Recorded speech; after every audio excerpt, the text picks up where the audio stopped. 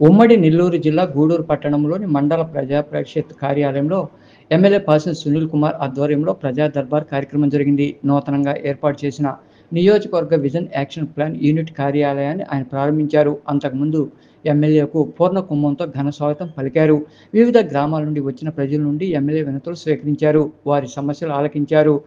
పలు సమస్యలను అక్కడికక్కడే అధికారులతో మాట్లాడి పరిష్కరించారు. ఈ సందర్భంగా ఎమ్మెల్యే పాసిన్ సునీల్ కుమార్ మాట్లాడుతూ ప్రజల అర్జీలు త్వరితగతిన పరిష్కారం అయ్యేందుకు రాష్ట్ర ప్రభుత్వం నియోజకవర్గ విజన్ యాక్షన్ ప్లాన్ యూనిట్ కార్యాలయాన్ని మొదటగా గూడూరులోని ఏర్పాటు చేయడం జరిగిందన్నారు.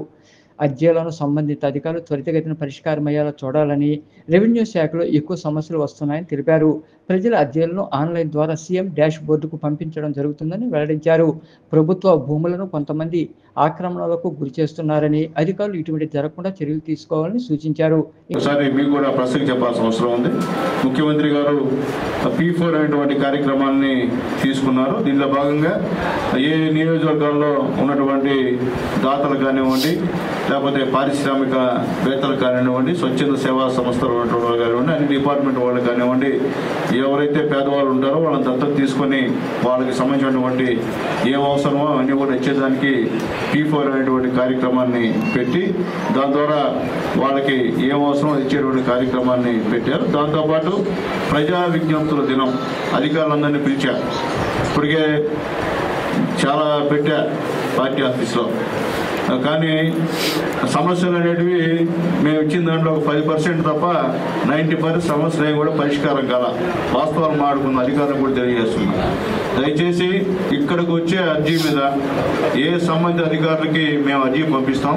దయచేసి అది అవుతాదా అవదా అనేది మీరు మళ్ళీ గ్రీవెన్స్ లోపల మీరు చెప్పాల్సిన అవసరం ఉందని చెప్పి కూడా అధికారులకు రిక్వెస్ట్ చేస్తున్నా. దయచేసి అర్థం చేసుకోండి. ఎందుకంటే ప్రజలు మన కోసం ఇక్కడికి వస్తున్నారు. ప్రజలు అనేక మార్లు అర్జీలు ఇచ్చినారు. ముఖ్యంగా రెవెన్యూ డిపార్ట్మెంట్ చాలా ఇబ్బందికరంగా ఉన్న పరిస్థితి. ఎక్కడ కూడా సమస్య పరిష్కారం కావట్లేదు. ఎంఆర్ఓ గారు ఇక్కడే కాదు, మీదే కాదు, అన్ని మండలాల్లో అదే పరిస్థితి ఉంది. అది తప్పించండి.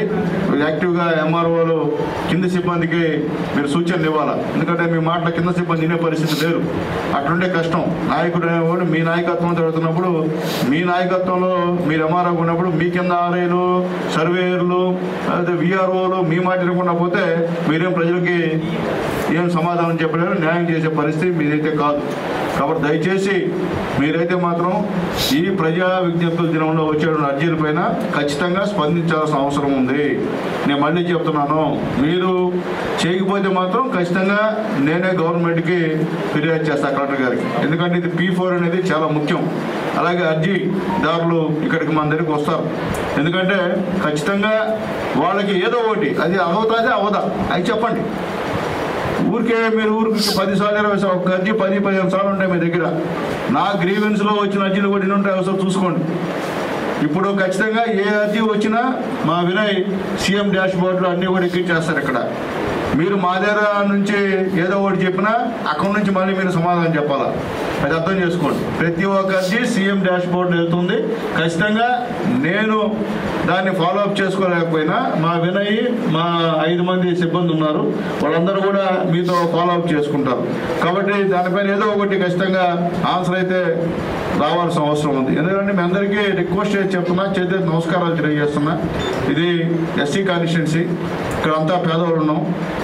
పేదవాడు మన నమ్మకంతో మనకి ఈరోజు అర్జీలు ఇచ్చేటువంటి కార్యక్రమం. ఇక్కడ అర్జీలు ఊరికే నామకే వస్తేగా తీసుకొని ఊరికే మీ పాటికి మీరు వెళ్ళిపోతే కుదిరే పని కాదు.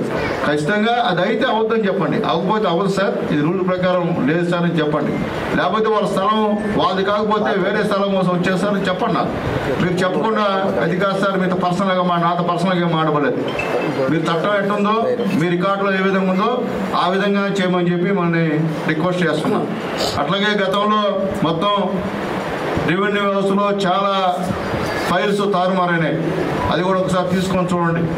గవర్నమెంట్ ల్యాండ్స్ అన్నీ కూడా ఎవరంటే వాళ్ళు తీసేసుకొని సాగుబడి చేస్తున్నారు. వాళ్ళ పేరు మీద కూడా మళ్లించుకున్నారు. ఒకసారి అబ్జెక్షన్ వచ్చినప్పుడు ఖచ్చితంగా మీరు దాన్ని పరిష్కరించాలి. అట్లాగే మీతో పాటు సబ్ రిజిస్టర్ ఆఫీస్ కూడా తయారైంది. ఇంకా మరికొందరు మాట్లాడారు. అధికారాన్ని చేపట్టినప్పటి నుంచి గ్రీవెన్స్ డేను కొనసాగిస్తున్నారు. ప్రతి పౌరుడికి వారి యొక్క ఇబ్బందుల్ని, కష్టాలని, నష్టాలని అన్నింటి కూడా గ్రీవెన్స్ డేలో వాళ్ళు అర్జీని ఇస్తూ ఆ అర్జీని సంబంధిత శాఖ ప్రతి అధికారికి కూడా పంపిస్తూ టైం బౌండ్ ప్రోగ్రామ్ ఉంటుంది.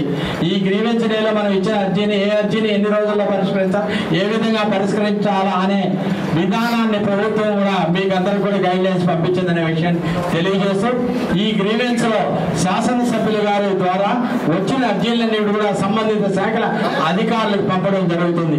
ఇది ఆన్లైన్ చేయడం కూడా జరుగుతుంది. ఆన్లైన్ లో చూసినప్పటికీ కూడా ఏ రోజు ఏ గ్రీవెన్స్ అర్జీ వచ్చింది, దాని మీద మీరు ఏవి చర్యలు తీసుకున్నారు, ఏ విధంగా పనిచేస్తున్నారనే విషయాన్ని క్షుణ్ణంగా తెలియజేయడం జరుగుతుంది.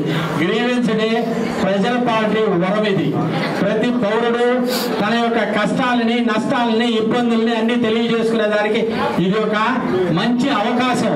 ప్రతి అధికారి కూడా మీరు పోయి ఇవ్వచ్చు, అర్జీ మీద ఎటువంటి సమాధానం చెప్పకుండా పోవచ్చు.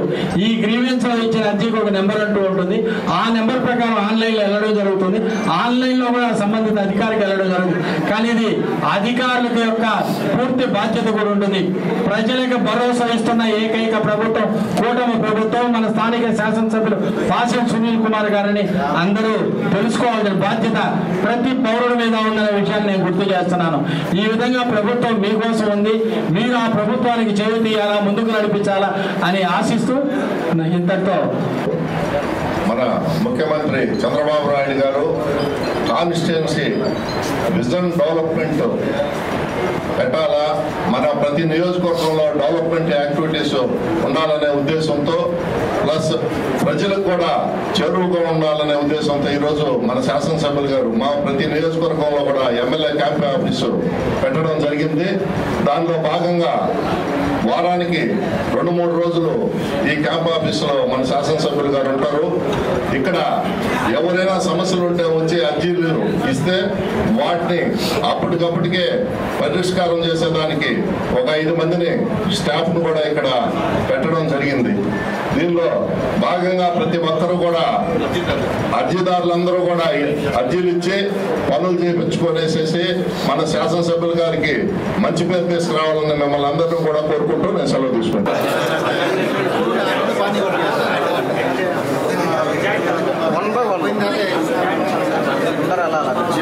ఈ కార్యక్రమంలో తహసీల్దార్ ప్రసాద్, ఎంపీడీఓ మసూదన్ రావు, కమిషనర్ వెంకటేశ్వర్లు, నాయకులు శీలం కిరణ్ కుమార్, భాస్కర్ రెడ్డి, వెంకటేశ్వర రాజు, బిల్లు చెంచురామయ్య, రహీం, టీడీపీ అనుబంధ సంఘ సభ్యులు, వివిధ శాఖల అధికారులు తదితరులు పాల్గొన్నారు.